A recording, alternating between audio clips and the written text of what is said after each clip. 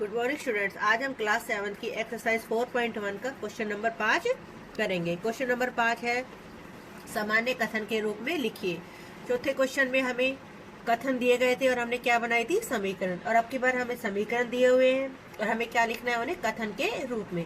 जैसे कि पहले भाग में हमें दिया हुआ है p जमा 4 बराबर में 15, तो हम इसे क्या बोलेंगे कि संख्या p और 4 का योग करने पर हमें कितना प्राप्त होता है, 15 प्राप्त होता है। दूसरे भाग में दिया हुआ है m घटा 7 बराबर 3। इसको हम कैसे पढ़ेंगे कि m में से 7 घटाने पर हमें कितना प्राप्त होता है, 3। तीसरे भाग में 2m बराबर 7। इस 2m का मतलब क्या है कि m की कितने से गुना हो रही है, 2 से। तो इसे हम कैसे लिखेंगे, संख्या m का 2 गुना हमारा कितना है, 7 है। चौथे भाग में दिया हुआ है m बटे 5 बराबर 3। इसको हम कैसे पढ़ेंगे कि m की 5 से भाग करने पर हमें कितना प्राप्त होता है, 3। ऐसे भी लिख सकते हैं संख्या m को 5 से भाग देने पर हमें 3 प्राप्त होता है। पांचवें भाग में है 3m बटे 5 बराबर 6। तो पहले क्या हुआ होगा, m की 3 से गुना। तो इसको हम ऐसे कह सकते हैं m के 3 गुने को भाग किसे की हमने, 5 से। m के 3 गुने को 5 से भाग देने पर हमें 6 प्राप्त होता है। छठे भाग में दिया हुआ है 3p जमा 4 बराबर 25। p का 3 गुना और उसमें हमने क्या जोड़ा, 4। तो संख्या p के 3 गुने में 4 जोड़ने पर हमें 25 प्राप्त होता है। अगले भाग में दिया हुआ है 4p घटा 2 बराबर 18।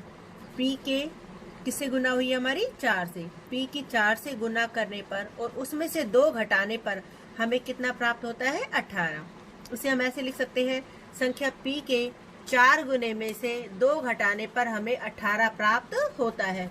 अगले भाग में दिया हुआ है p बटे में 2 जमा 2 बराबर 8। इसको हम ऐसे भी लिख सकते हैं p की 2 से भाग करने पर और भागफल में 2 जोड़ने पर हमें 8 प्राप्त होता है। यह हम सीधा भी लिख सकते हैं p बटे 2 का मतलब क्या है, p का आधा।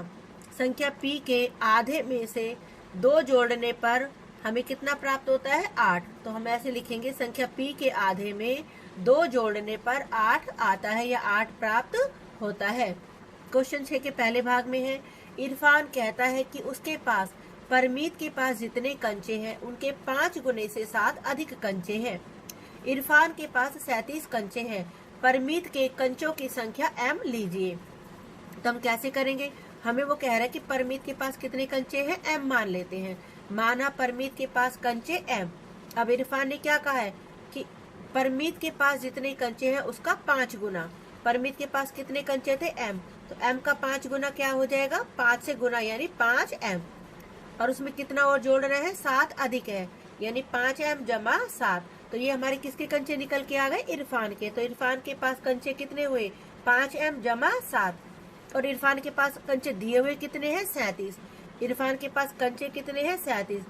तो ये भी इरफान के कंचे हैं और ये भी किसके हैं, इरफान के कंचे। तो यानी दोनों मान क्या होंगे हमारे, बराबर। यानी 5m जमा 7 बराबर किसके हो जाएगा, हमारे 37 के। हमारा सेकंड भाग है लक्ष्मी के पिता की आयु 49 वर्ष है। उनकी आयु लड़की के आयु के 3 गुने से 4 वर्ष अधिक है। लक्ष्मी की आयु को y वर्ष में लीजिए। तो हमने लक्ष्मी की आयु कितनी मान ली, y वर्ष। अब पिता की आयु कितनी है, लक्ष्मी की आयु के 3 गुने से। लक्ष्मी की आयु थी y, उसका 3 गुना कितना हो गया, 3y। उस 3 गुने से भी 4 ज्यादा है तो हमने 4 उसमें जोड़ दिया। और पिता की आयु दी हुई कितनी है हमारी, 49 वर्ष। तो ये भी पिता की आयु है, ये भी पिता की आयु है। तो दोनों आयु हमारी क्या हो जाएंगी, बराबर। यानी 3y जमा 4 बराबर हो गया हमारे 49 के। अगला भाग है अध्यापिका बताती है कि उनकी कक्षा में एक विद्यार्थी द्वारा प्राप्त किए गए अधिकतम अंक प्राप्त किए गए न्यूनतम अंक का दुगना धन 7 है। प्राप्त किए गए अधिकतम अंक 87 है।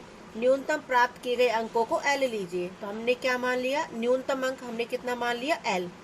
अधिकतम अंक क्या हो गया, न्यूनतम अंक का दुगना। न्यूनतम अंक क्या था, l, उसका दुगना कितना हो गया, 2l। धन 7 का मतलब होता है जमा 7, जमा 7। तो अधिकतम अंक क्या हो गया हमारे, 2l जमा 7। और अधिकतम अंक दिए हुए कितने हैं, 87। तो ये वाले अधिकतम अंक और ये वाले अधिकतम अंक क्या हो जाएंगे हमारे, बराबर। तो 2l जमा 7 बराबर हो गया किसके?